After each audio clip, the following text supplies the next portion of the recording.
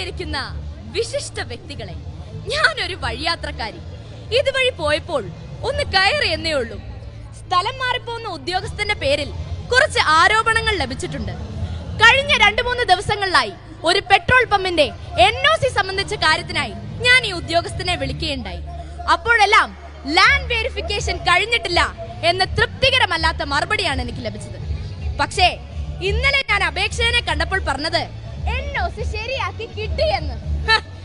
അതെങ്ങനെ ശരിയാക്കി കിട്ടിയെന്ന് എനിക്ക് മനസ്സിലായി.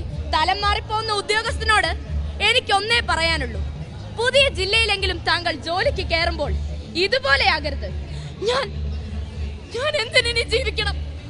1 രൂപ പോലും ആരിൽ നിന്നും കൈക്കൂലി വാങ്ങിയിട്ടില്ല. എന്നിട്ടും എന്തിനെന്റെ സഹപ്രവർത്തകരുടെ മുന്നിൽ വെച്ച് അവരെ അപമാനിച്ചു? ഞാൻ ഈ നാട്ടിലേക്ക് മടങ്ങുന്നില്ല. എന്റെ ജീവിതം ഈ ഔദ്യോഗിക വസതിയിൽ തീരട്ടെ.